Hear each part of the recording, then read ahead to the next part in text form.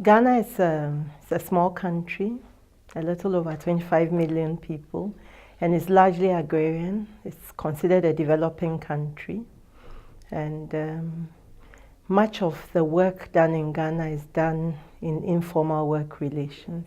The main challenge of informal work, and in domestic work in particular, is that the regulatory mechanisms for work are not sufficient to cover domestic work. So there are labor laws, there's the Labor Commission, there's the Human Rights Commission, and so on and so forth. However, the regulations they enforce basically do not take into account some of the work conditions of domestic workers, and therefore these are not covered.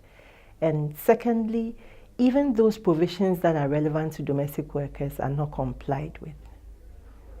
And therefore, domestic work is largely left to be regulated amongst those who practice, who employ and do domestic work.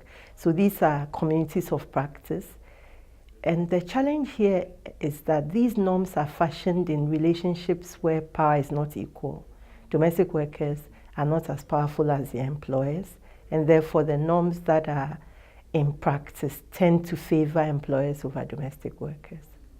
There are a number of characteristics of the domestic work relationship, and they relate to recruitment, they relate to terms and conditions, and then they relate to dispute resolutions and end of service benefits. And in terms of recruitment, we find that there's a wide range of practices.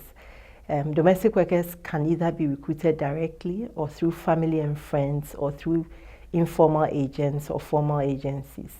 And we find that the majority of domestic workers are recruited informally through family and friends or through informal agents. And that informal recruitment process also affects how terms and conditions are derived.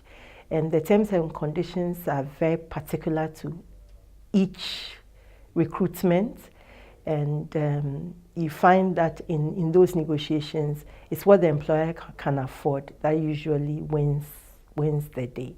Having said that, we begin to see certain patterns in the terms and conditions that are agreed. And you find that very few domestic workers are paid cash. Several of them are paid in cash and kind, and some domestic workers are not paid in cash at all. They work for a set period, often about 3 years, and at the end of it, they are rewarded with training. They are put in a trade. The employer pays for their apprenticeship and then gives them a gift at the end of it. So, and many times the salaries that are being paid are below the minimum wage agreed between the trade unions and the government. The second thing has to do with the job description of domestic workers. Again, whilst there are some jobs that are done by almost all domestic workers, what a domestic worker is asked to do depends more on the conditions within the employer's family. So in situations where there are animals like dogs, the domestic worker is expected to look after them.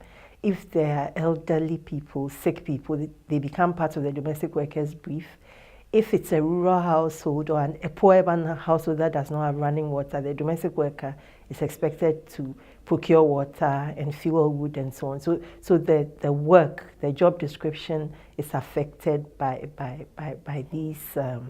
these conditions.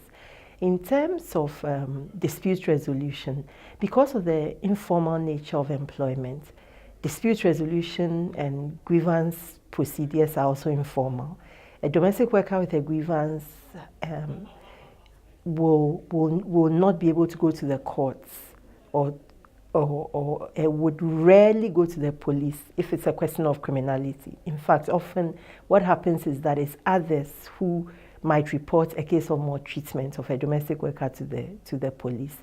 But in terms of domestic workers themselves, they might be asked to bring a parent or a guardian, and the employer brings a witness, and then the matter is resolved informally. And if there's a problem with resolution, then the relationship is ended.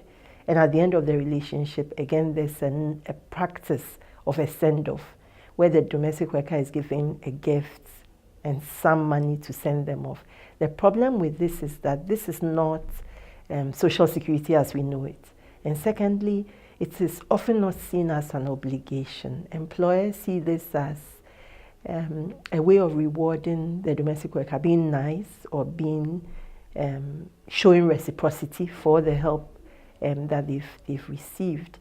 Because so much is left to the discretion and the goodness of the employer, you find that employers are also struggling to find ways of relating to domestic workers which is fair and sustainable. And because the only remedy a domestic worker has is to leave employment and seek employment elsewhere, then it means that whatever the employer can do is what goes. And another feature of this relationship is often the status of the employers themselves. The majority of employers of domestic workers are themselves informal workers, and their work conditions are not very good either. So many of them, strictly speaking, cannot afford to pay domestic workers a living wage, and that affects what they are able to do and how well they are able to maintain a domestic worker or pay a domestic worker the kind of wage which is a living wage. There are several characteristics of domestic work which one should pay attention to in thinking about the work conditions of domestic workers. Many domestic workers live in their place of work, so we call them living domestic workers, and many of them have to be provided with some form of accommodation. And again, in situations where the employer does not have good accommodation, then the kind of accommodation the domestic worker is likely to be given will be substandard. And the same applies to things like food, medical care when they are sick, and all these other conditions. There's also the issue of the fact that domestic workers work in isolation, and therefore many of them do not have the opportunity to be part of a workers' organization. But the bigger problem is that domestic employers often do not see this as a right of the domestic worker. They might be amenable to the domestic worker wanting to go to church, but would not understand why a domestic worker might want to attend a domestic workers' organization meeting. And therefore, this is not something which is seen as a right. Many domestic workers also often do not see their families when they are in domestic employment because they are never given enough free time to be able to do things which they need to do for themselves.